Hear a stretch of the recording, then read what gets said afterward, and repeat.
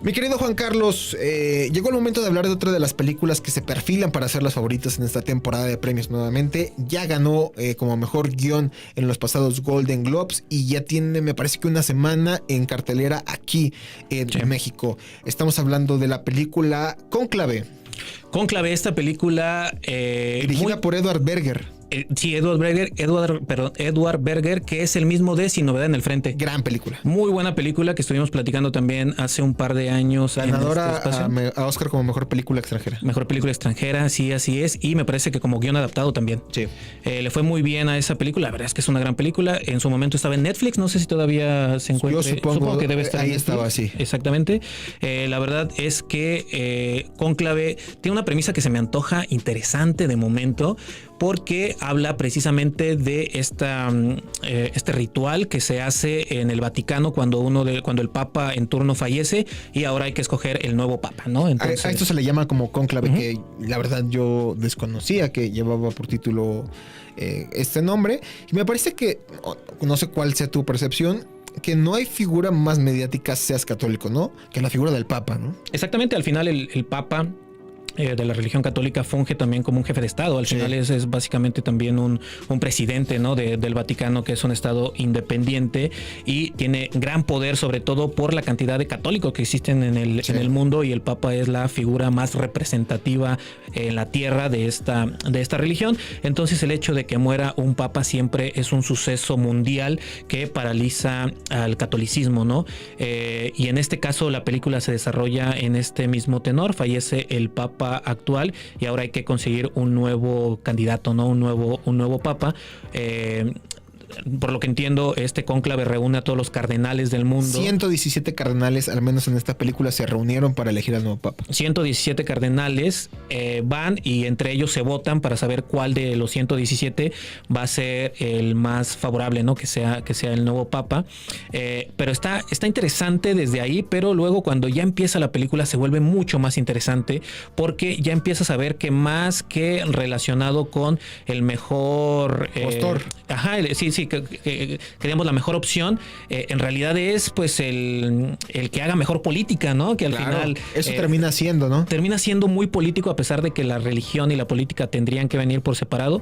En esta película básicamente es lo mismo, o sea, van haciendo campaña y van viendo quién de los candidatos es el que gana, ¿no? Sí, justamente durante la celebración de este cónclave, estos cardenales se encierran en el Vaticano y se aíslan de todo lo que es el mundo, y durante lo que dura este proceso no pueden salir. Entonces esto se debe a que se supone que ninguno de ellos puede ser sesgado por lo que está sucediendo en el mundo. Solamente tienen que platicar, y la campaña se hace dentro del Vaticano con los candidatos que durante este proceso pues van siendo más fuertes.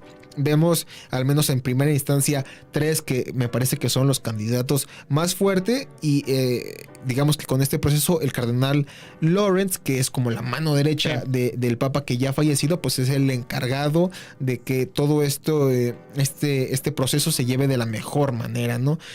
Sin embargo, el personaje de Lawrence, que es protagonizado por Ralph Fiennes, que lo hace muy bien, amigo, lo hace muy bien, carga consigo no solamente la responsabilidad de él llevar el proceso para elegir al nuevo Papa, sino carga también con un momento muy complicado de su vida como cardenal, ¿no? Sí. Nos plantean esta sensación de que él pareciera que no sucede, pero sí, ¿no? Que es la pérdida de la fe.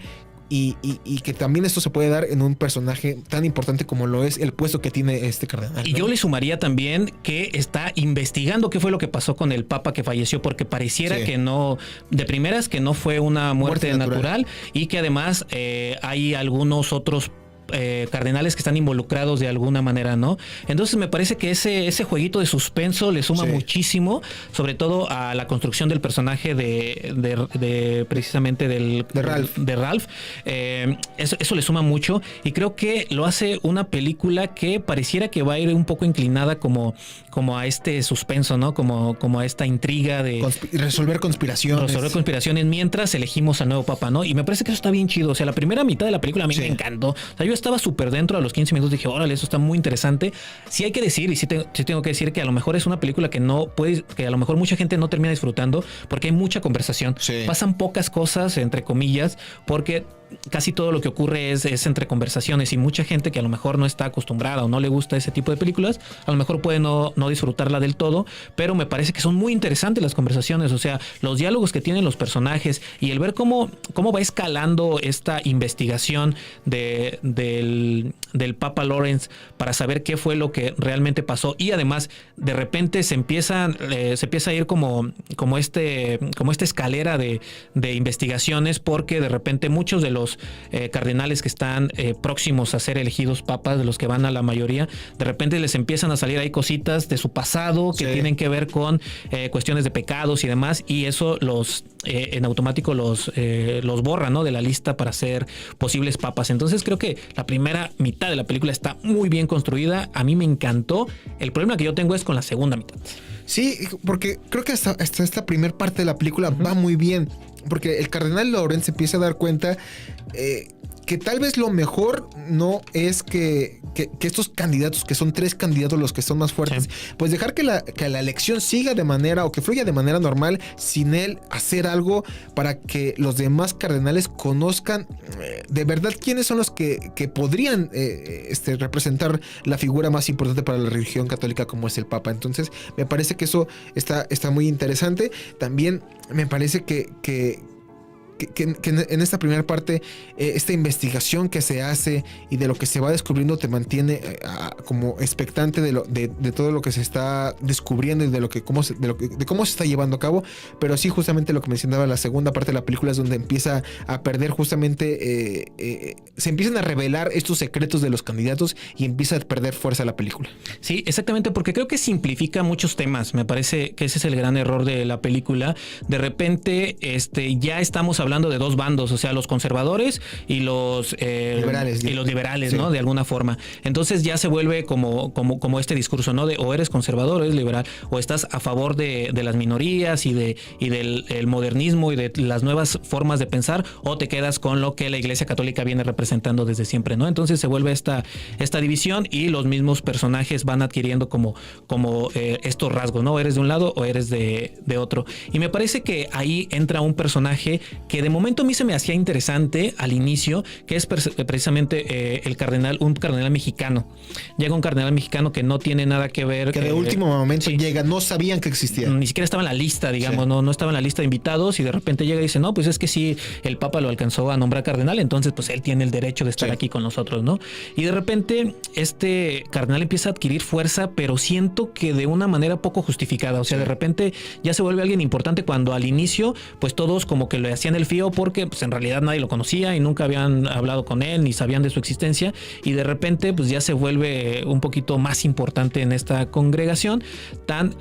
Es así que empieza a tomar un cierto protagonismo que por lo menos a mí no me terminó de cerrar, porque siento que su personaje no estaba construido para tener un protagonismo que se le da. Me parece que durante toda la película están construyendo el personaje del cardenal Lawrence y está muy bien armado, tiene un montón de variaciones, tiene un montón de sutilezas, y creo que se desperdicia sobre todo en los últimos 20 o 25 minutos ese gran personaje que van construyendo. Y porque durante toda la película van construyendo una pregunta que me parece que es de las principales que pone en la mesa la película, ¿no? Que es el de realmente ¿qué significa servir a un ideal, no? O sea, ¿vale la pena o se puede justificar todas las acciones que yo tome y justificarlas con el ideal al que estoy sirviendo? Claro. Que en este caso es servir la religión o servir, digamos, al Papa que estaba. Entonces, me parece que esta gran pregunta al final termina pasando a un segundo término con el plantearnos o nuevamente abrir otro panorama, que es qué tanto debe de modernizarse la religión a lo que está sucediendo hoy en la cultura popular y lo que está sucediendo en el mundo. O sea, ¿debe evolucionar la religión como está evolucionando también el mundo? Exactamente, sí, es un tema que plantea. Sin embargo, también me parece, es que no sé cómo decirlo, pero creo que sí pone eso sobre la mesa, pero me parece que está un poquito descafeinado, porque tampoco el director se arriesga a tomar una postura ni nada, sino que simplemente pareciera un reflejo. O sea, si eso lo trasladas a cualquier elección en el mundo actual, es muy parecido. O sea, muy normal. Pasa pasa en cualquier...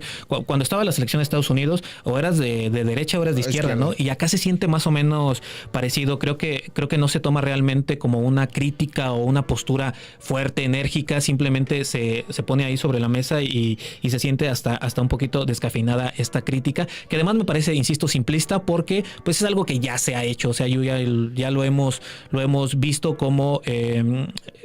qué es lo que pasa con la religión católica, ¿no? Y todas estas ideas y todos estos tropiezos que ha tenido históricamente la religión. Y sobre todo, creo que una de las cosas que hace bien, me parece interesantes, es que plantea también la figura de estos cardenales como humanos, y como humanos que se equivocan, sí, y como humanos que la van a regar, aunque... Y esta pregunta de, ¿lo tengo que perdonar? Sí. ¿Realmente lo voy a perdonar por esta falta grave que cometió hacia la religión?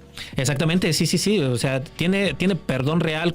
O sea, un papa tiene que nunca haber hecho absolutamente nada malo en su vida, o puede haber tenido ahí alguna manchita, pero si se arrepiente, digamos, hay margen, ¿no? Para que él pueda continuar con este camino, ¿no? Exactamente. Creo que plantea cosas muy interesantes la película. Está disponible ya en los cines. Sin embargo, sí, yo me quedé con un mal sabor de boca, sobre todo con los últimos 20, 25 minutos, porque me parece que la resolución al final no se construye para llegar a esa resolución, sino que simplemente de repente pues sale de la chistera, ¿no? Otra cosa que yo añadiría aquí al programa para comentar antes de despedirlo es el valor de producción. Sí. Evidentemente no puede filmarse ni rodarse en el Vaticano esta película, y todo el trabajo y todo el esfuerzo que pone la producción para que en todo momento sientas que estás en el Vaticano es algo impresionante. Y es una película que costó poco, costó apenas $20 millones, entonces creo que eso le va muy bien. También la fotografía me parece que es de lo más destacado, pero creo que sin duda lo mejor de la película es la actuación de Ralph Fiennes, que es este